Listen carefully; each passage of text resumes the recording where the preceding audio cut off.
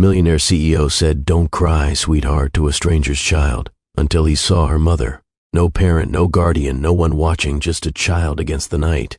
Inside a sleek black car idling at the curb, a man noticed her. Most people would have looked away. Most people would have told themselves someone else would handle it. Most people would have kept moving. He didn't. The car door opened. Rain rushed in. Leather shoes touched the slick ground. Umbrella in hand, he crossed the street with measured steps, each one deliberate, not rushed, not hesitant, simply certain. He stopped in front of her, then slowly lowered himself so his eyes met hers. His voice, when it came, was calm, steady, human. "Hey, why are you crying, sweetheart?" She lifted her face. Her eyes were glassy, her cheeks streaked with tears, her voice barely above a whisper. For a moment the city seemed to hold its breath. Rain slid down the curve of his umbrella in thin, steady streams. He didn't hover over her. He didn't loom. Instead, he bent at the knees and lowered himself until they were level. A powerful man choosing to make himself smaller so a frightened child wouldn't feel it. Water darkened his coat. It didn't matter. His face softened in a way few people ever saw. He searched her expression, not with suspicion, but with patience, the kind that comes from someone used to carrying heavy things quietly. "It's okay," he said, not rushing the words. "You're safe right now." She sniffled, knuckles pressed against her cheeks, breath hitching between sobs. You won't leave?" A pause, brief, sincere, final. "I won't." He shifted closer, angling the umbrella so the rain struck his shoulder instead of hers. The storm still raged around them, but inside that small circle of dry air, something steadied. Cars blurred past in the distance. Wind rattled leaves overhead. Somewhere, a siren faded. He didn't pepper her with questions. He didn't pretend to have all the answers. He simply sat with her. Presence over panic, calm over chaos. Her breathing slowed, her grip loosened. For the first time since she'd been alone, the tears softened into quiet, trembling sniffles instead of raw fear. And in that simple, rain-soaked moment, something inside him shifted. A locked door creaking open after years of silence. A low, measured voice slid in as narration, clean and deliberate. That night, this billionaire thought he was just helping a lost child. He had no idea. That child would change his life forever. The city kept moving. Their story had just begun. Thunder cracked somewhere above the skyline, a sharp split that rippled through the air. For a heartbeat, the scene froze like a single, powerful frame. A soaked little girl on a lonely bench, a composed stranger crouched beside her, and a city too busy to notice either of them. Most people saw only traffic, deadlines, and their own concerns. He saw a child who needed someone to stay. The camera of your mind lingers here, not for spectacle, but for truth. Because this isn't just a dramatic moment in a story, it's something uncomfortably familiar.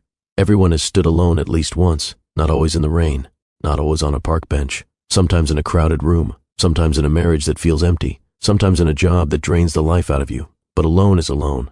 Now flip that feeling. What if the person lost in the night wasn't you, but your daughter, your niece, a child you love more than your own breath? That single shift raises the stakes instantly. A child doesn't understand why the world moves without her. She only knows that the one person she trusts is gone, and the darkness feels much bigger than it should. That is the tension sitting at the center of this moment. Innocence versus indifference, vulnerability versus speed, fear versus stillness. And this man, powerful, insulated, accustomed to distance, chooses stillness. He stops. He kneels. He listens. The storm keeps pounding. The city keeps rushing. Yet in that small circle beneath the umbrella, something rare appears. Simple human care. A quiet narration slips in again, steady and deliberate. That night, this billionaire thought he was just helping a lost child. He had no idea. That child would change his life forever. The rain keeps falling, but the story is no longer just about weather. It's about what that weather reveals. Look past the child for a moment, past the bench, past the street lamp, past the busy road. What sits underneath this scene is something far deeper than a lost girl in a park. It's about people drifting through life without being seen. It's about success that looks impressive from the outside but feels hollow at night. It's about parents who love fiercely yet live one moment away from panic. It's about how quickly safety can disappear and how rarely strangers slow down. That's the problem beneath the surface. A city full of lights yet so much isolation. Millions of voices yet so many unheard. Constant movement yet very little connection. The little girl isn't just frightened because she can't find her mother. She is terrified because the world suddenly feels indifferent. Too big, too fast, too uncaring. And the man beside her knows that feeling all too well. He has sat in boardrooms packed with powerful people and still felt alone. He has walked through marble lobbies filled with employees and still felt invisible. He has built systems that serve entire cities, while quietly starving for something real. Different worlds, same emptiness. Right now, the rain is the noise of that emptiness, loud, cold, relentless. The umbrella is the choice to interrupt it. Every second he stays with her pushes against that problem. Every second he doesn't walk away is a quiet rebellion against a culture that says, keep moving, don't get involved, don't care too much. He stays anyway. Because in this single soaked moment, something matters more than schedules, status, or control. A child needs him, and for once he chooses to answer. The rain thins just a little, not enough to end the storm, only enough to let the moment breathe. The little girl's shoulders drop, her breathing steadies. The terror in her eyes softens into something quieter, fragile trust. She studies the man beside her the way children do when they sense sincerity, not with logic, but with instinct. He doesn't promise what he can't control. He doesn't play hero. He simply remains. And that choice changes the shape of the night, because this isn't only a story about a lost child and a wealthy stranger. It's about how lives intersect when no one is looking, how one decision, made in silence, can redirect everything that follows. But here is the question that hangs in the air. What happens when the mother finally appears? Will she see a rescuer or a threat? Will she recognize kindness or react out of fear? Will this be a brief, forgotten encounter, or the beginning of something neither of them expected? When she comes running through the rain, breathless and desperate, the story tilts. Everything shifts. Not in an obvious way, not with thunder or dramatic music, but in something quieter, more powerful. The collision of two separate worlds that were never meant to meet. A composed billionaire who avoids emotional attachment. A grieving single mother who has learned to stand alone. Two people carrying different burdens, unknowingly stepping onto the same path. A steady voice returns one last time, low and deliberate. That night, this billionaire thought he was just helping a lost child. He had no idea. That child would change his life forever if stories like this pull you in. Tap like and subscribe. You're in the right place.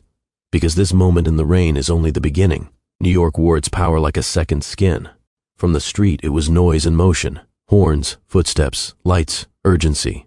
From above, it became something colder, sharper, almost surgical in its precision.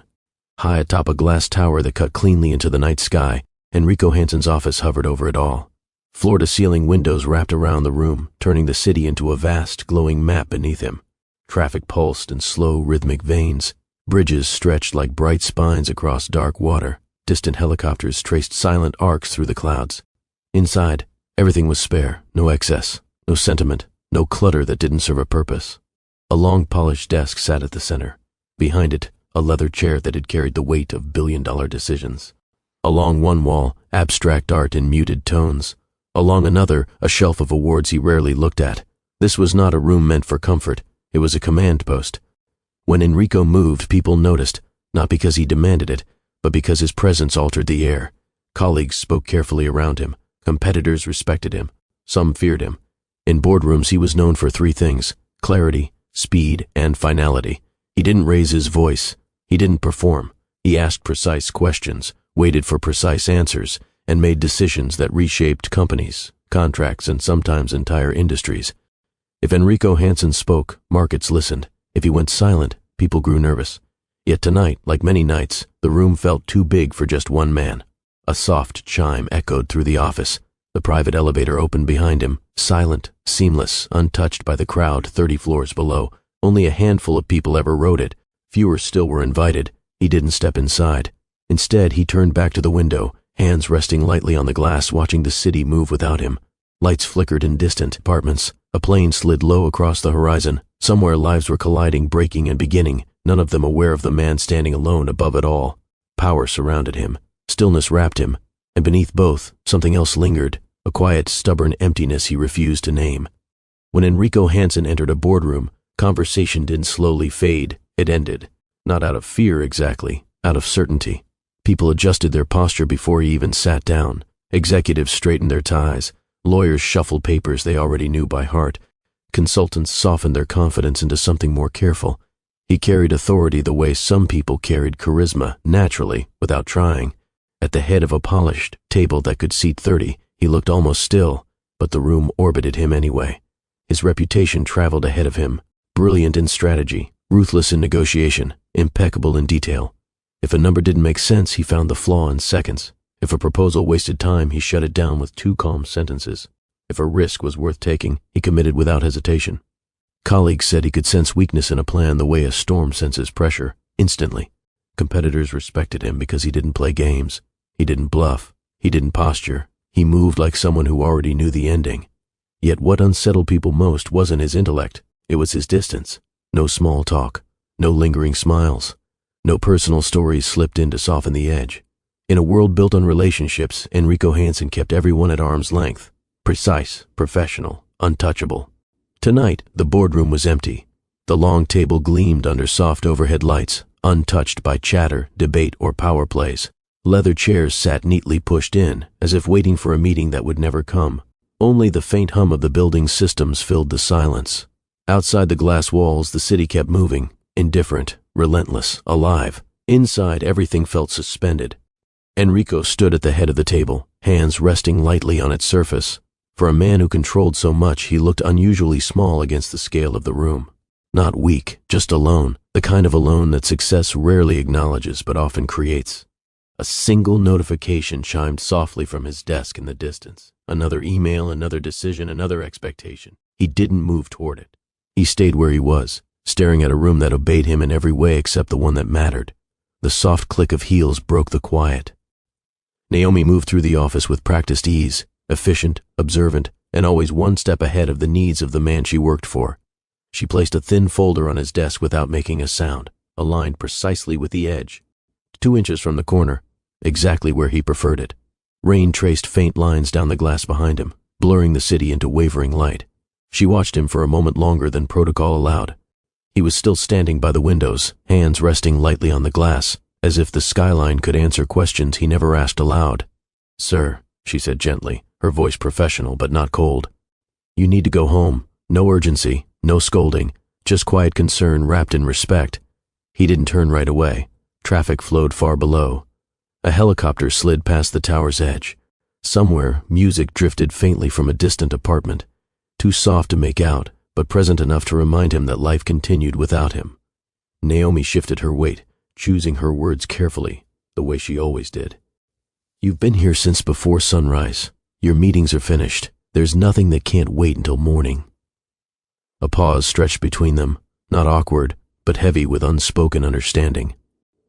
Finally, Enrico moved. He straightened slowly, his reflection faint in the glass. A powerful man layered over a restless city. His voice, when it came, was low and steady. "I am home." Naomi exhaled quietly through her nose, not in frustration, but in something closer to worry. She knew better than to argue.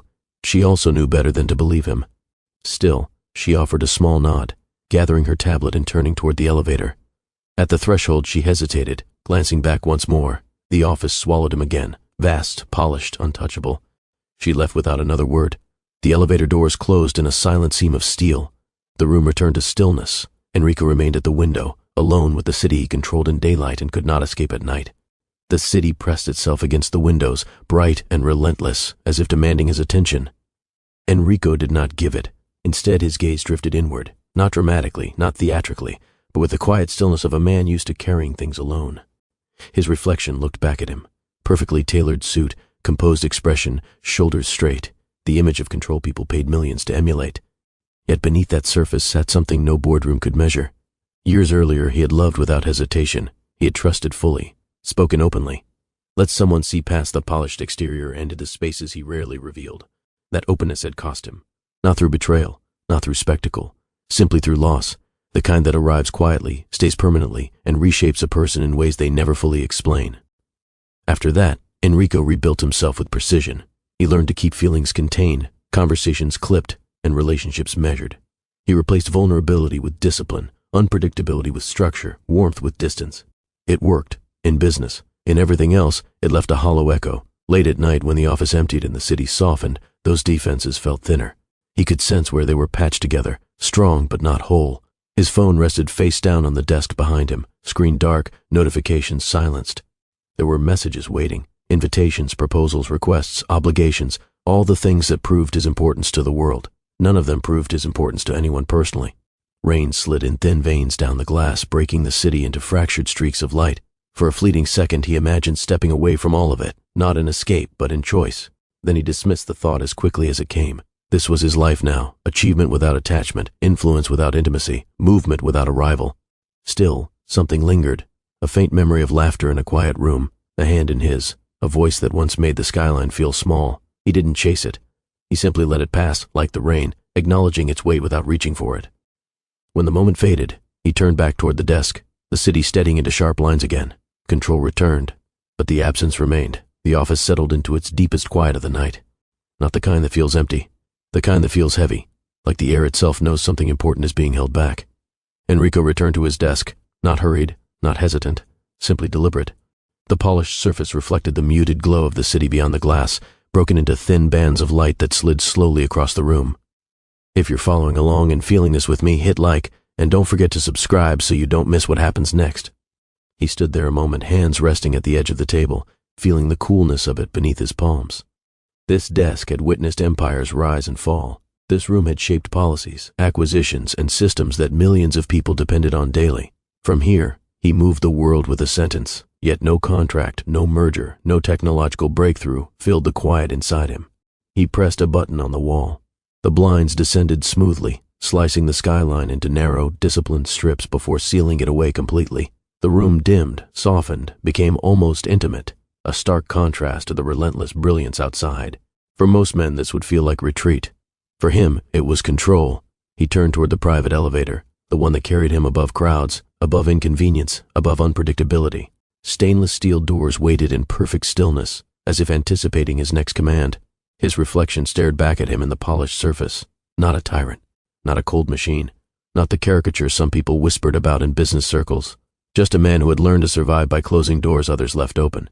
He stepped forward, then stopped. A faint echo of the earlier moment brushed against his thoughts, a child's trembling voice, a wet sleeve slipping over tiny hands, eyes searching desperately for safety. He didn't linger on it, but he didn't dismiss it either. The elevator chimed softly, doors gliding open without effort. Inside, the lighting was calm, contained, entirely predictable, everything his life had become. He stepped in. As the doors slid shut, sealing him away from the office and the city he ruled, the truth remained clear, unembellished, unavoidable. Power surrounded him. Order followed him. Success defined him. And still, he had everything, except the one thing money couldn't buy. The elevator carried Enrico down in silent, measured descent.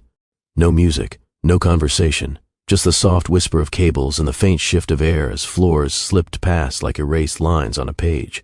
When the doors opened, the lobby was nearly empty. Marble gleaming, security desks dimmed, the city's pulse filtered into something distant and polite. Outside, the rain had not eased. It struck the pavement in hard, uneven beats, turning every curb into a thin, restless stream. Streetlights bent their glow across the road, stretching gold into trembling ribbons that quivered with each passing car. Vince waited exactly where he always did. Black car idling, engine low, light steady. Enrico slid into the back seat without a word. The door sealed shut with a quiet finality, cutting off the cold night in an instant. For a while, there was nothing but motion. Tires gliding over slick asphalt, windshield wipers carving rhythm through the storm, headlights painting brief tunnels of light ahead of them. Then, as they rounded a slow bend near a small park close to his building, something broke the pattern. Vince eased his foot from the accelerator. "Sir," he said, eyes flicking to the side. Enrico followed his gaze. Beneath a flickering street lamp, barely visible through sheets of rain, a tiny figure sat on a park bench. Alone. Not standing, not moving. Just folded inward, small shoulders trembling, the world far too big around her. The car rolled to a gentle stop at the curb. For a few seconds neither man spoke. Rain drummed against the roof. A bus hissed past. Somewhere a distant horn sounded and faded. Most nights, Enrico would have looked straight ahead. Most nights he would have told himself it wasn't his responsibility. Tonight, he didn't. His hand moved to the door handle. "Vince," he said quietly, without taking his eyes off the child. "Wait here." The lock clicked.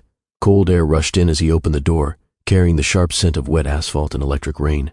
He stepped out. Umbrella unfolding above him, he crossed the street toward the lonely bench. Not hurried, not hesitant, simply certain.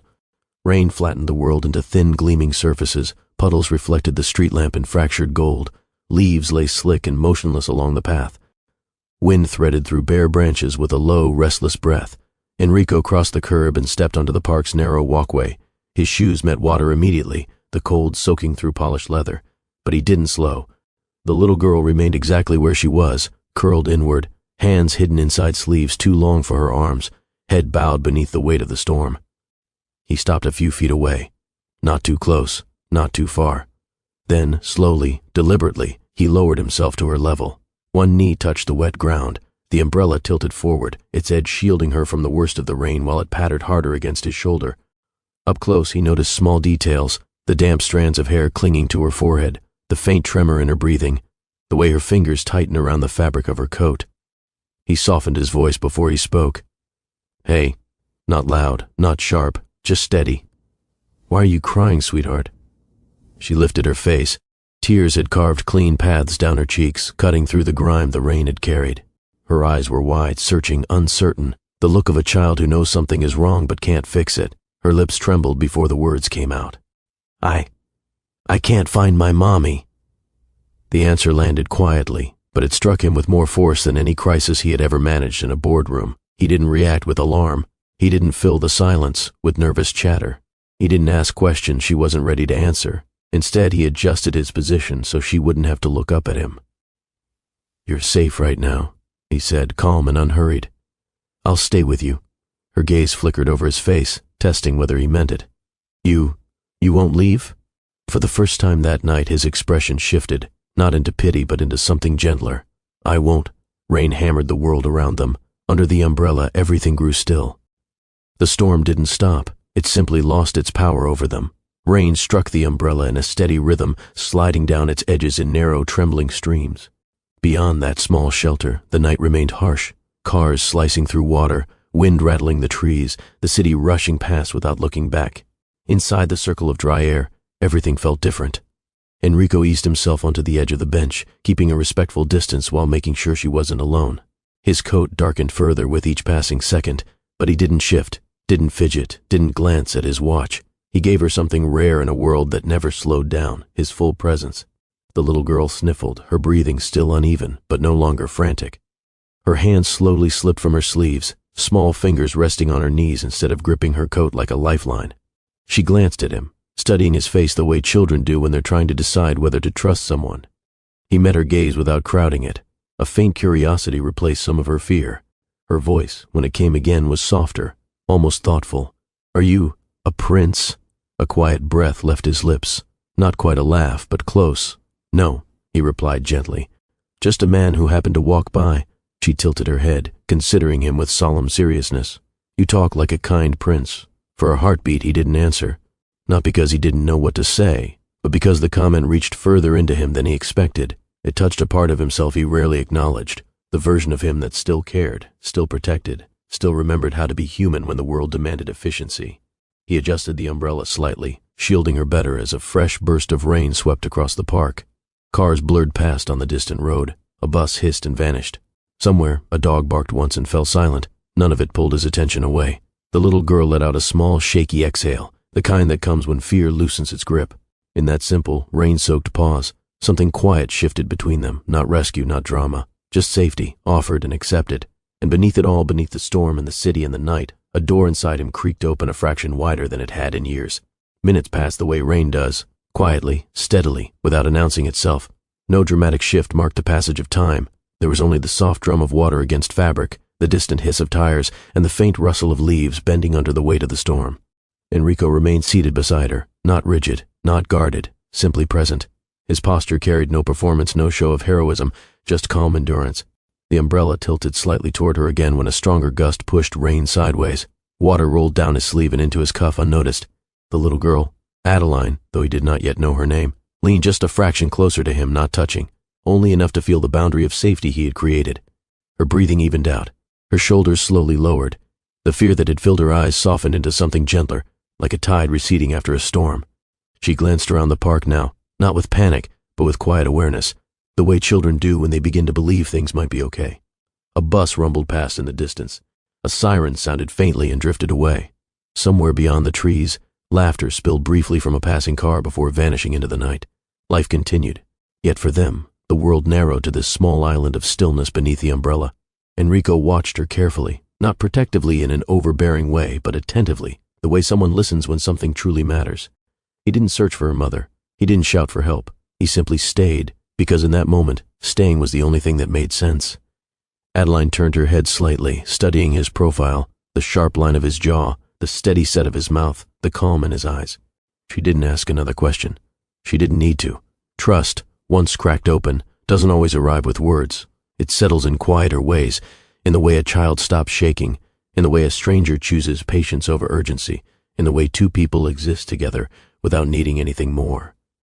Rain kept falling, but under that umbrella, something far more important was taking shape, a fragile sense of safety that neither of them would forget. The rain began to shift, not into calm, just into something less violent, as if even the storm sensed the stillness beneath the umbrella. Enrico felt it before he saw it, a subtle loosening in his chest, like a knot slowly losing its grip. It wasn't dramatic. It wasn't sudden. It simply was, quiet, steady, and unfamiliar. For years he had moved through the world at a measured distance, insulated by glass walls, private elevators, and carefully controlled interactions. Every decision had been calculated. Every emotion kept behind a door he rarely opened. Yet here, on a wet park bench beside a frightened child, none of that armor felt necessary. He studied Adeline again, her small frame, her damp hair, the way her hands rested calmly on her knees now instead of trembling. She was no longer lost inside her fear. She was simply waiting for someone she loved to appear, waiting for the world to make sense again, waiting in the belief that the man beside her would not disappear. That trust settled over him like a responsibility he didn't resent. For the first time in years, he wasn't thinking about contracts, leverage, or outcomes. He wasn't planning, analyzing, or guarding himself. He was simply present. A distant sound drifted across the park, hurried footsteps splashing through puddles, uneven, urgent, growing closer. Adeline's head lifted. Her body shifted slightly on the bench, alert now, listening, sensing before seeing. Enrico turned his gaze toward the path, still calm, still steady, still anchored in the moment he had created with her. Rain softened against the umbrella. The street lamp flickered once, then held. The night felt poised on the edge of something about to change. He didn't stand. He didn't rush. He stayed exactly where he was, letting whatever came next arrive naturally, because in that simple act, staying, something inside him had already begun to change. Not loudly, not in a way the city would notice, but deep enough that, even if he didn't yet understand it, he would never be quite the same again. The footsteps drew nearer. A breathless voice cut through the rain, and the story, until now quiet and contained, prepared to open into something far larger than either of them could have imagined. The rain carried sound strangely. It muffled some things, distant traffic, passing voices, the low rumble of the city, yet sharpened others, like the quick splash of footsteps against wet pavement. At first it was barely noticeable, a faint rhythm breaking through the steady drum of the storm. Then it grew clearer, uneven, urgent, desperate. Adeline's head turned before Enrico's did, small body tensing in instinctive recognition of something only she could sense. Enrico followed the sound with calm attention. Beyond the edge of the park, through a curtain of rain and trembling light, a figure burst onto the path. A woman, breathless, soaked to the bone, hair plastered to her face, ran without hesitation straight toward the bench. Her shoes slipped across slick ground, water splashing up around her ankles with every frantic step. Her chest rose and fell in quick, shallow breaths. Her hands trembled at her sides. Her entire body moved with a single, consuming purpose to reach the child. "Adeline!" Her voice cracked across the park, slicing cleanly through the night. It wasn't loud for effect. It was raw with relief and fear tangled together. In that instant, everything in the scene shifted. Adeline's stillness shattered. She shot to her feet, raincoat flaring out around her as she leapt from the bench. "Mommy!" She didn't hesitate. She didn't look back. She ran. Tiny feet slapped against wet pavement as she flew toward her mother, arms already outstretched, tears forgotten, fear dissolving into something far more powerful. The woman dropped to her knees without caring about the water pooling beneath her and wrapped her daughter tightly against her chest. Rain streamed down both of them, but neither noticed. Adeline buried her face in her mother's shoulder, small hands clutching fabric like she never intended to let go again. For a few seconds, the world narrowed to nothing but that embrace. Mother and child locked together, trembling, breathing, holding, grounding each other after a moment that had nearly broken them. Enrico remained seated on the bench, still, respectful, unobtrusive. He kept the umbrella angled slightly toward them, shielding them as best he could, yet giving them the space they needed to exist in that reunion. The storm continued around them, but at the center of it, something whole had been restored. The embrace didn't loosen right away. Carissa held her daughter as if the world might try to take her again if she let go too soon. Her hands moved instinctively over Adeline's back, her arms, her hair, checking, grounding, assuring herself that she was truly here. Adeline clung just as tightly, face pressed into her mother's shoulder, small breaths shuddering in and out as the last traces of fear drained from her body. Rain soaked through both of them, but neither seemed to notice. For a brief stretch of time, nothing else existed. No park, no city, no storm, only mother and child finding each other again. Enrico stayed where he was. He did not rise. He did not step closer. He did not intrude on a moment that did not belong to him. Instead, he shifted the umbrella slightly, keeping its edge over them without drawing attention to himself. The rain slid down the fabric in steady lines, breaking against his shoulder and sleeve. Carissa finally pulled back just enough to look at her daughter's face. Her thumbs brushed away tears that had already faded, her voice low, trembling, and full of relief. "Baby, you're okay. You're here. You're safe." Adeline nodded quickly, burying herself against her again. Only then did Carissa lift her eyes. Her gaze moved past her daughter, searching, not in anger, not in accusation, but in instinctive awareness of the space around them. That was when she truly noticed him. The man on the bench, umbrella tilted toward them, coat dark with rain, posture calm, expression composed but not distant. Their eyes met across the short distance. For a second, neither spoke. Carissa's breathing was still uneven, her chest rising and falling rapidly, but something in her expression shifted, from pure panic to something steadier, something grateful. She adjusted her hold on Adeline with one arm and slowly pushed herself up to a crouch, then to her feet, careful not to lose her balance on the slick ground. Rain ran down her face and into the collar of her coat. Strands of hair clung to her cheeks. Her hands trembled faintly, not from cold, but from the weight of what had just happened. She turned fully toward him now, daughter pressed protectively to her side, and for the first time since she arrived, she spoke directly to him. Her voice, when it came, carried exhaustion, relief, and deep sincerity all at once. Rain traced thin lines down Carissa's face as she finally found her voice. She didn't rush it. She didn't perform. The words came out the way truth does, uneven, breathless, deeply felt. "Thank you. I don't even know how to thank you." Her grip tightened slightly around Adeline as she spoke, not out of fear now, but out of instinct. "I turned away for 1 second and—" Her sentence broke, not dramatically, not theatrically, simply because the weight of that single second hit her all at once. Enrico rose slowly from the bench. He did not tower over her, he did not close the distance. He simply stood, composed, steady, present, his hand lifted not in dismissal but in gentle restraint. "She's okay," he said, calm and grounded. "That's what matters." Carissa swallowed hard, eyes flickering briefly to her daughter's face, then back to him. Relief softened her expression, but something else settled there too, recognition of the kind of man he was. Her voice dropped, quieter now. "You didn't have to stay."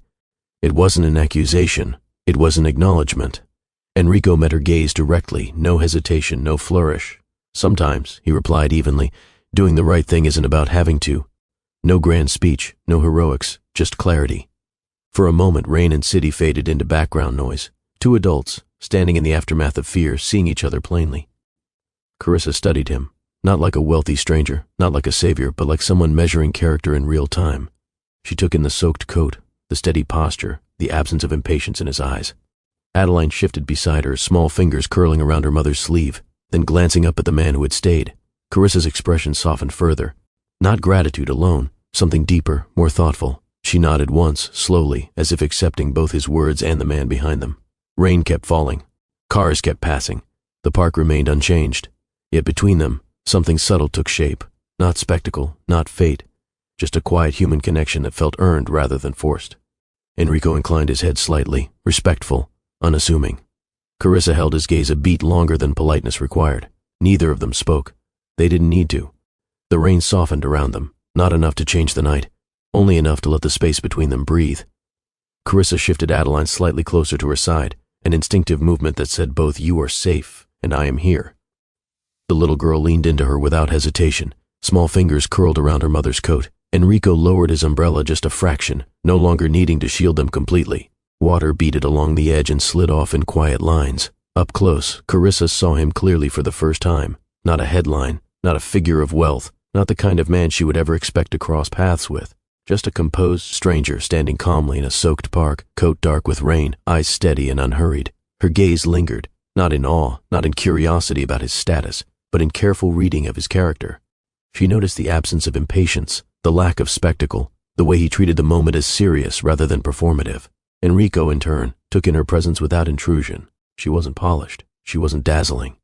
She looked exactly like someone who had just run through a storm for the most precious thing in her life, exhausted, trembling, and fiercely protective. Yet there was quiet strength in her posture, a steadiness that did not need to announce itself. For a brief second, the gap between their worlds felt very small. Different lives, different struggles, same vulnerability. Adeline glanced up at Enrico again, then tugged gently at her mother's sleeve. "Mommy, he stayed with me. I can see that," she said softly. Enrico offered a small respectful nod, not deflecting gratitude but not seeking it either. Rain drummed lightly against the umbrella. A car hissed past on the wet road.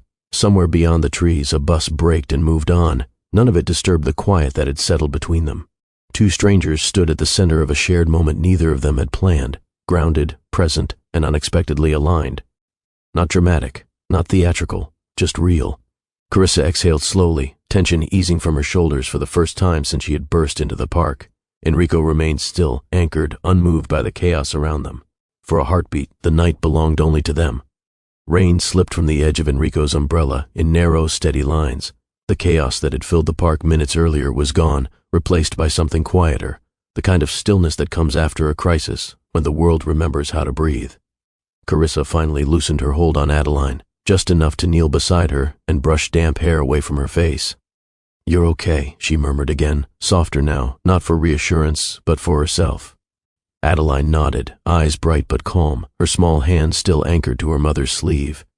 Carissa straightened slowly, careful on the slick ground, then turned back to Enrico. This time her gaze held no panic, only clarity. "You didn't just help her," she said, steadying her voice. "You helped me too." Enrico inclined his head slightly. He could have deflected, he could have minimized. Instead, he simply acknowledged her words with quiet respect. "I'm glad I was here," he replied. Nothing more, nothing less. A pause settled between them, not awkward, not heavy, just thoughtful. Carissa studied him again, more deliberately this time, as if seeing beyond the polished exterior. Something in his composure reminded her of exhaustion she recognized in herself, the kind that doesn't complain, but lingers. "You sound like someone who's been alone for a long time," she said gently. He hesitated, not because he felt exposed, but because the observation was too accurate to brush aside. He gave a small, almost reluctant nod. Carissa didn't press, she didn't pry. She simply offered a quiet smile that carried more understanding than words. Then maybe tonight wasn't just chance. For a beat, his expression shifted, subtle, almost imperceptible, but real. "Maybe not," he answered. Rain softened further, drifting into a lighter rhythm against the umbrella. A distant bus rolled past. The street lamp above them flickered once and steadied. Adeline shifted closer to her mother, safe again, grounded again. Carissa glanced down at her daughter, then back at Enrico, gratitude still present but now woven with something deeper, recognition, respect, and a quiet sense that this moment mattered. Enrico stood calmly beneath the umbrella, neither rushing the night nor clinging to it. Two strangers, standing in the aftermath of fear, connected by a single decision that neither of them would forget. The storm moved on. Their story did not. Morning came long before the city was ready for it. While most of New York still hid beneath closed curtains and dim streetlights, a single apartment window glowed softly on the fourth floor of a quiet building near the clinic. Inside, Carissa Klein was already awake. The alarm had never needed to ring. She moved through the small kitchen with practiced efficiency, kettle on, coffee measured, a simple breakfast laid out with care even when time was short. Every motion carried purpose, nothing wasted. The apartment was modest but clean. Photos lined the hallway wall, Adeline at different ages, a birthday cake smeared with frosting, a missing first tooth, a beach trip from years ago where the sun had been kinder than life usually was. One picture sat slightly apart from the rest, Carissa and her late husband, smiling in a moment that felt distant now but not forgotten. She didn't linger on it. She couldn't afford to. Down the hall, a small bedroom door stood ajar. Soft light spilled across the floor where Adeline slept, curled on her side, blanket tucked loosely around her. Carissa paused in the doorway for just a second longer than necessary. No sigh, no complaint, just quiet resolve. She crossed the room, brushed a few stray strands of hair from her daughter's face, and whispered so gently it barely stirred the air. "Sleep a little longer." Back in the kitchen, she tied her hair into a simple knot, checked the time again, and finished preparing for the day. There was no room for hesitation in her routine. Every minute had a place. Outside, the first bus of the morning rolled past. A delivery truck rumbled down the street. The city began its slow, inevitable awakening. Carissa gathered her bag, tucked a note beside Adeline's breakfast plate, and took one last look toward the bedroom. This was her life now. Quiet mornings, careful plans, and the unspoken promise that she would keep going no matter how heavy things felt. Not because it was easy, because there was no other option. She stepped out into the early light, locking the door behind her with a soft click. A new day had begun, and she would meet it head-on, as she always did. The clinic never slept, it only shifted. By the time Carissa arrived, the building was already humming with low, constant activity. Automatic doors slid open with a soft hiss, releasing a wash of antiseptic air and muted conversation. She greeted the receptionist with a brief, steady nod before moving quickly toward the staff area. Her steps were efficient, practiced, unhurried in appearance even when time pressed against her. In the locker room, she changed without lingering, folding her jacket neatly into her bag and slipping on her uniform with quiet familiarity. Her name tag, Carissa Klein, clipped cleanly to her chest. Moments later, she was on the floor. Fluorescent lights glowed overhead. Monitors beeped softly. The scent of cleaning solution hung faintly in the air. Patients moved in and out of rooms on rolling stretchers, some tired, some anxious, some painfully hopeful. Carissa moved among them like a steady current. She adjusted pillows without being asked. She held hands when words felt insufficient. She explained procedures in calm, simple terms that made frightened faces relax. An elderly man in room 214 squeezed her wrist and whispered, "Thank you." She offered a small, warm smile and kept going. A young mother struggled to soothe a feverish toddler. Carissa knelt beside them, speaking gently, helping her find the right position, never making her feel like a burden. No one called her a hero. She didn't need them to. She simply did her job, fully, patiently, humanly. In quieter moments, she checked charts, sanitized equipment, and coordinated with nurses twice her age who respected her because she never cut corners. Her body grew tired long before her attention did. Still, she stayed present. At lunch, she sat alone in the break room, staring briefly at her phone, a picture of Adeline from that morning lighting up the screen, before setting it face down again. There was too much to do to drift. When the afternoon rush hit, she met it without complaint, because caring for others was not just work to her, it was how she kept moving forward.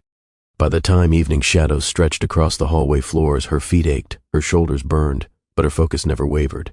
She finished her final rounds, exchanged a few quiet words with her coworkers, and signed out with a steady hand. Outside, the city had shifted again, louder now, brighter, more impatient. Carissa stepped into it without hesitation. There was still someone waiting for her at home. Evening wrapped itself around the city like a slow breath. Streetlights flickered on one by one, traffic thickened, windows glowed with fragments of other people's lives. Somewhere music drifted faintly through open balconies, then faded again. Carissa rode the bus home, shoulders heavy, eyes steady. She didn't close them. She watched the streets pass, familiar corners, familiar faces, familiar exhaustion, as if staying alert helped her keep control over everything she carried. When she reached her building, the stairwell lights buzzed softly overhead. Her key turned in the lock with a small, practiced twist. The door opened to warmth, quiet, and the scent of simple dinner waiting on the stove. "Mommy." Adeline appeared in the hallway before Carissa could even set her bag down, small arms wrapping tightly around her waist.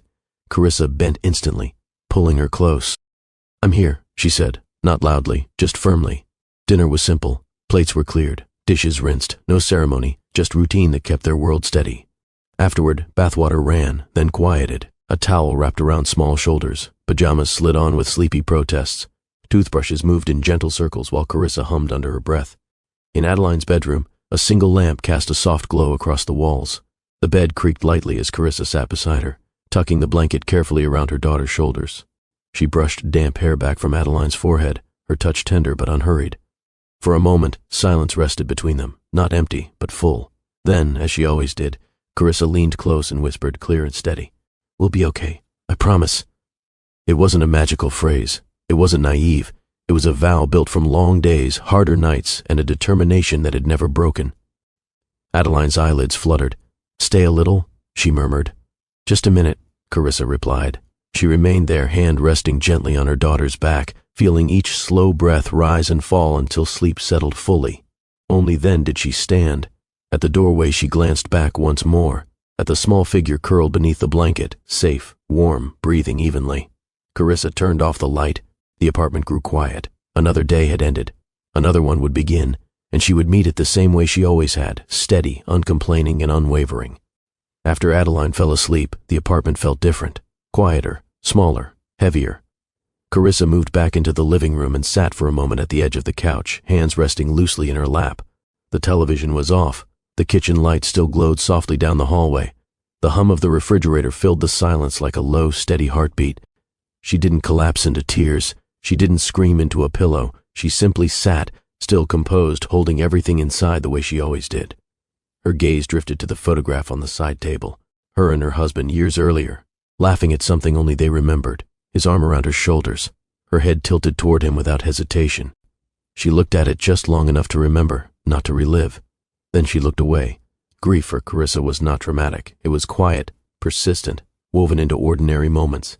It lived in the empty chair at the dinner table, in the way she handled problems alone, in the way she learned to make decisions twice as carefully because there was no one else to share them with. She stood slowly and began her nighttime routine. Bag checked, clothes laid out for the morning, dishes rinsed and stacked neatly in the sink, windows locked, lights dimmed. Each task was small. Together they kept her moving. In the bathroom, she caught a reflection in the mirror. Tired eyes, pulled back hair, a face that had learned resilience the hard way. She didn't look at herself with self-pity, only with honesty. Yes, she was exhausted. Yes, she missed him. Yes, life was harder than she ever imagined, but she was still standing, and that mattered. Before bed, she stepped quietly into Adeline's room once more. The little girl slept peacefully, blanket rising and falling with each slow breath.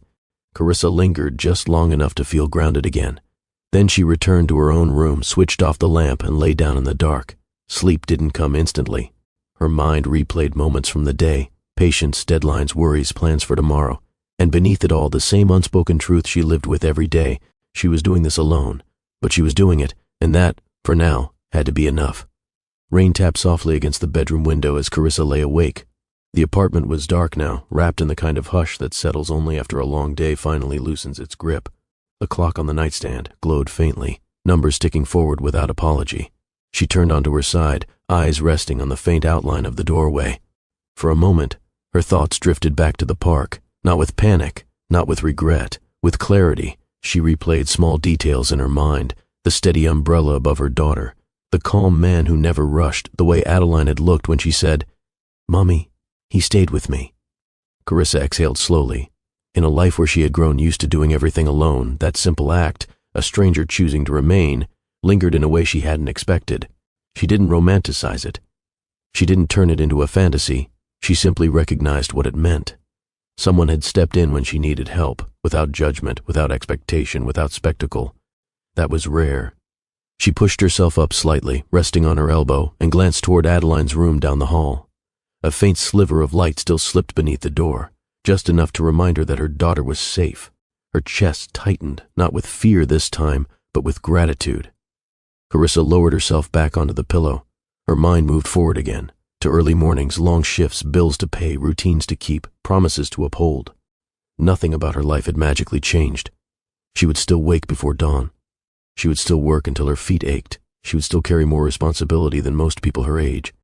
But something inside her felt different, not lighter, just steadier, like she'd been reminded that the world, harsh as it could be, was not entirely indifferent. Outside, the rain softened into a gentle patter. Inside, Carissa finally let her eyes close. Sleep arrived quietly, not rushing, not dragging, simply settling in once she allowed it. In the room down the hall, Adeline shifted and breathed. In the city beyond their windows, millions of lives moved on. And in that small apartment, a single mother drifted into rest with one unspoken truth anchored firmly in her heart. She was still doing this alone. But she did not have to believe that no one would ever choose to stay. The storm had finally moved on. Puddles still gleamed along the sidewalks, catching the amber glow of streetlights, but the air felt lighter, washed clean, sharper, almost fragile. The park was quieter now than it had been minutes earlier. Traffic rolled past in a smoother rhythm. Leaves hung heavy with water. The flickering street lamp above the bench burned steady. Carissa stood beside Adeline, one hand resting protectively on her daughter's shoulder, the other tucked close to her own body, as if she were still gathering herself. Enrico remained near the bench, umbrella lowered, rain dripping slowly from its edge in thin, even lines. For a moment no one spoke. The silence was not awkward. It was the kind that follows a crisis, measured, thoughtful, and strangely intimate. Adeline shifted closer to her mother, then glanced up at Enrico again, studying him with the same quiet curiosity she had shown earlier. He met her gaze calmly, offering a small, reassuring nod. Carissa watched that exchange out of the corner of her eye. When she finally spoke again, her voice carried less urgency, steadier now, grounded. "You didn't just help her," she said, not rushing the words. "You helped me too." There was no drama in it, no exaggeration, just honest recognition. Enrico inclined his head slightly. "I'm glad I was here," he replied. Simple, composed, unpretentious. Rain still clung to his coat, darkening the fabric along his shoulders and sleeves. His posture remained relaxed, yet attentive, the kind of stillness that made people feel seen without feeling observed. Carissa let out a slow breath she hadn't realized she'd been holding. Her eyes searched his face again, not for status, not for answers, but for understanding. She saw something familiar there, exhaustion worn quietly, not loudly. Her tone softened. "You sound like someone who's been alone for a long time." The statement hung gently between them, not a challenge, not sympathy, just truth spoken carefully. Enrico hesitated only briefly, not because he felt exposed, but because the observation struck close. He gave a small, almost reluctant nod. Carissa didn't press. She didn't pry. She simply offered a faint, thoughtful smile that carried more empathy than words ever could. Outside the park, a bus rolled past. A distant car horn sounded once and faded. Inside that quiet pocket of night, something subtle settled between them. Not destiny, not romance, just the first thread of genuine human recognition. The rain had thinned to a soft, scattered patter. It no longer hammered the night, only brushed it, as if the storm itself were easing away to give them space. Adeline shifted her weight beside her mother, fingers still curled loosely around Carissa's sleeve. Her breathing was calm now, her earlier fear fully drained from her small frame. Enrico remained exactly where he was, umbrella resting at his side, water tracing slow lines down its edge. Carissa studied him again, more deliberately than before, not searching for answers, but weighing something unspoken. Her voice, when she spoke, was quieter. "You didn't look away." It wasn't phrased as gratitude or accusation. It was simply an observation that carried more meaning than it appeared to. Enrico considered her words for a brief second. "I almost did," he admitted, without dramatics. "Old habits." Carissa didn't smile. She didn't pity him. She simply nodded, as if she understood what that meant more than he expected. A distant car hissed past on the wet road. Wind moved gently through the trees overhead, sending a few heavy drops slipping from the leaves. For a moment, neither of them filled the space with unnecessary talk. Then Carissa tilted her head slightly, thoughtful. "You don't feel like someone who belongs only to glass buildings and empty offices." His mouth curved just enough to be noticed. "That's not a compliment I hear often." Her expression softened, not in amusement but in recognition. "And you don't feel like someone who's used to people staying," he added calmly, not pressing, simply stating what he sensed. She let out a quiet breath, not a sigh, just truth escaping. "Staying hasn't been easy for most people in my life." The words landed gently, without bitterness. Rain slipped from the edge of the umbrella. Somewhere beyond the park, a bus braked and moved on. Carissa glanced down at Adeline, then back at him. "Maybe tonight wasn't random," she said after a beat, steady, unforced. "Maybe not." Neither of them tried to define what that meant. They didn't need to. In that small, rain-washed pocket of the city, two strangers stood a little less alone than they had been minutes earlier. Connected not by circumstance, but by a shared moment of stillness that felt rare and real. The night exhaled around them. Their conversation, just beginning, did not. A faint breeze moved through the park, lifting a few loose strands of Carissa's hair from her face. She tucked them behind her ear without looking away from Enrico. The motion was simple, unguarded, the kind people make when they feel steady enough not to perform. Adeline shifted closer, leaning lightly against her mother's leg. Carissa rested her hand on her daughter's shoulder without looking down, instinctively anchoring her to the moment. Enrico watched that small, effortless gesture, not as an outsider, as someone quietly taking in how care looked when it wasn't loud. He folded his umbrella slightly, water slipping from the fabric in thin, quiet lines. The night felt less crowded now, less harsh, as if it were making room for something slower. Carissa spoke again, not rushing, not overthinking. "You didn't ask too many questions." He tilted his head just enough to acknowledge her point. "I figured there would be time for that later," he replied calmly. Right then, she just needed someone to stay. Carissa's expression softened further. "That tells me more about you than anything you could have said." A small pause settled between them, not heavy, not empty, just thoughtful. Enrico glanced briefly toward the path where she had come running minutes earlier, then back to her. "You didn't panic," he observed, gentle, not accusatory. She let out a quiet breath. "I did," she admitted, honest, "just not in front of her." Adeline looked up at her mother at that, eyes bright with trust. Carissa squeezed her shoulder lightly in response. For a moment the three of them existed in a quiet alignment, not together, not separate, simply present in the same breath of night. Rain continued to fall in scattered drops. A distant bus rolled past. Somewhere beyond the trees, laughter spilled briefly from a passing car and faded. Enrico's gaze returned to Carissa. There are people who move through the world like they've never had to carry anything alone, he said evenly. You don't feel like one of them. She considered that, then gave a small, wry breath that wasn't quite a laugh.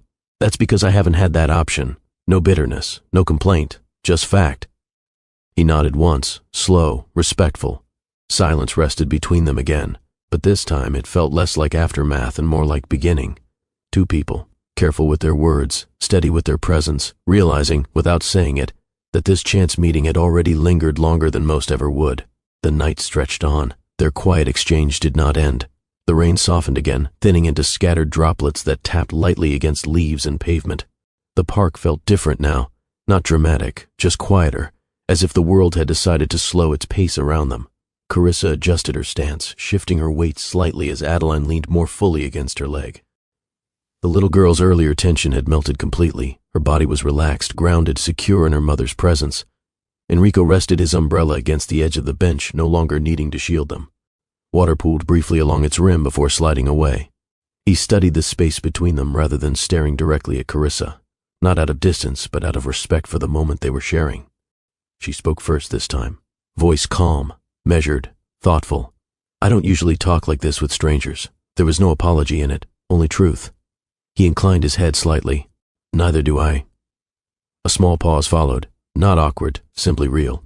Carissa glanced briefly toward the path that led out of the park, then back to him, as if weighing whether to say something more.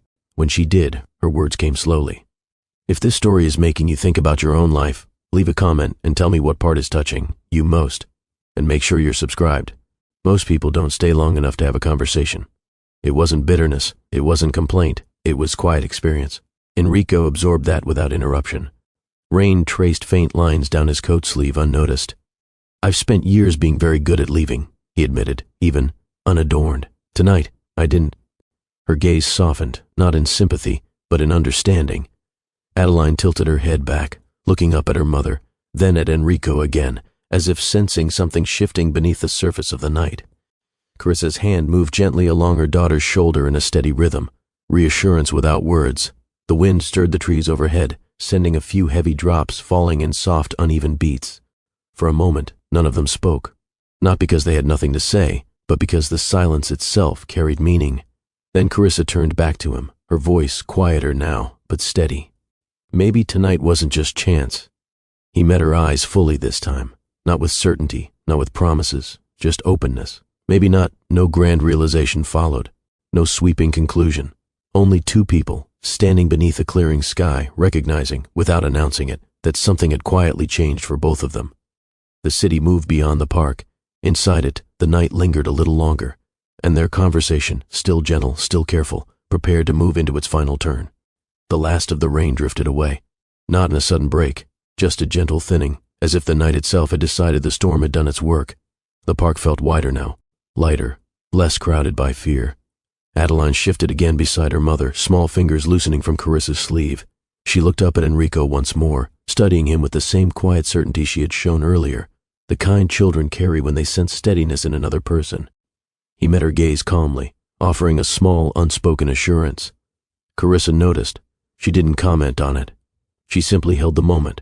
Her hand rested easily on Adeline's shoulder, no longer gripping, no longer bracing, just present. Her breathing had slowed. The tension that had lived in her posture since she arrived had softened into something steadier. She turned back to Enrico. For a brief second, neither of them spoke. Then she did, voice even, thoughtful, sincere. Thank you.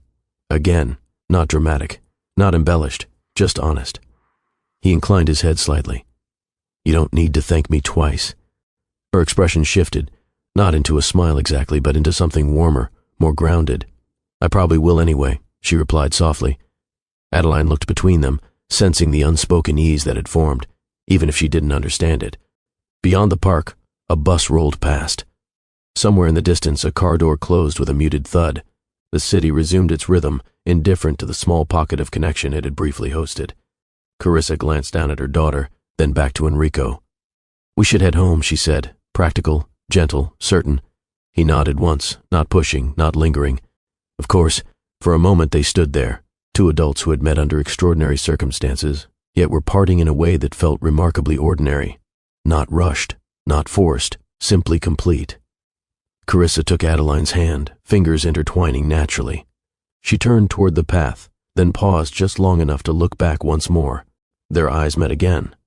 No promises, no declarations, no spectacle, only quiet recognition, the kind that stays with you long after the night has ended. Enrico watched as mother and daughter moved down the path, their figures slowly blending into the softened glow of the streetlights.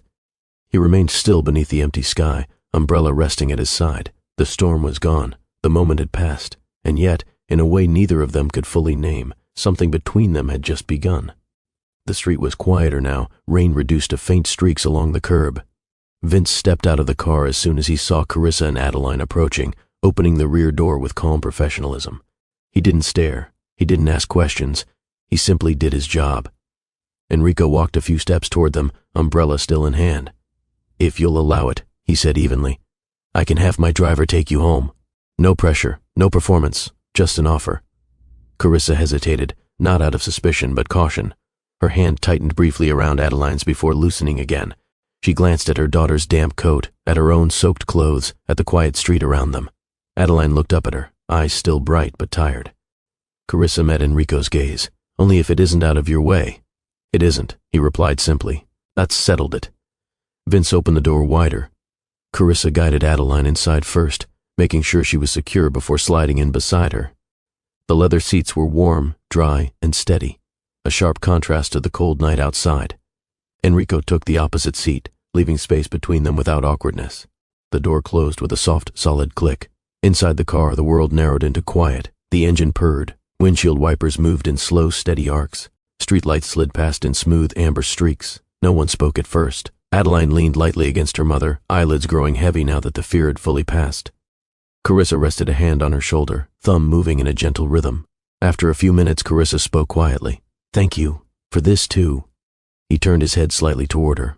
"It's nothing," he said. "Not dismissive, just factual."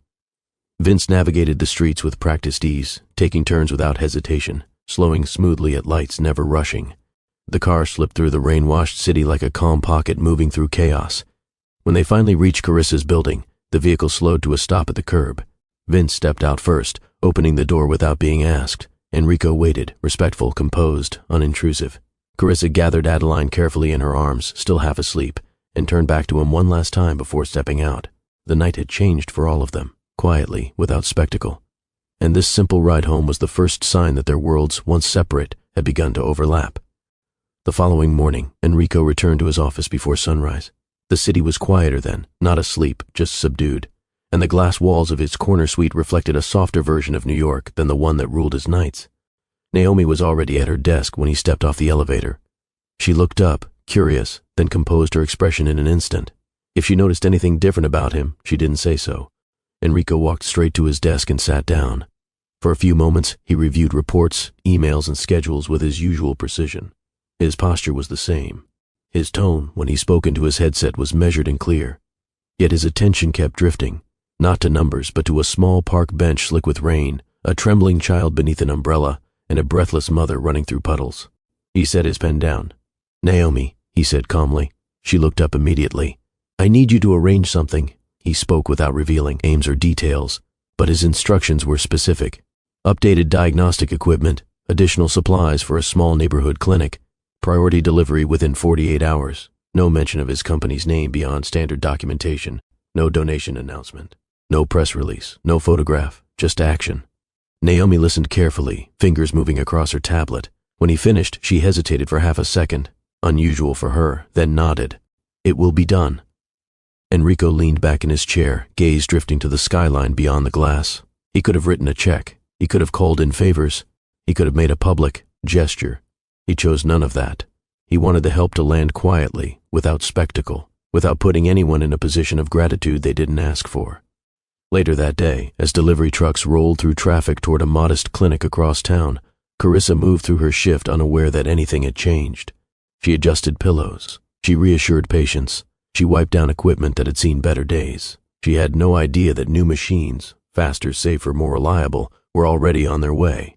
And Enrico, back in his glass office, did not call to check. He did not ask for confirmation beyond a simple message that the delivery was scheduled. He returned to his work. Meetings resumed. Decisions were made. The city kept moving beneath him, Yet something in his routine felt subtly different, not louder, not lighter, just more purposeful.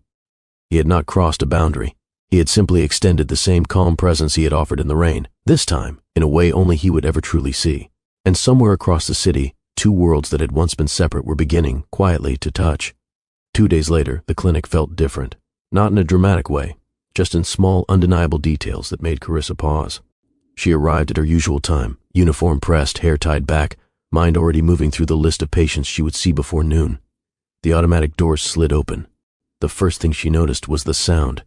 Quieter, smoother, less strained. Then she noticed the room itself. New equipment sat where older machines had been the day before, clean, modern, clearly not patched together from spare parts and budget cuts. The monitors were sharper. The pumps ran with steadier precision. Even the examination beds looked sturdier. A nurse from the next shift glanced at her, eyebrows raised. "Big upgrades," she said simply.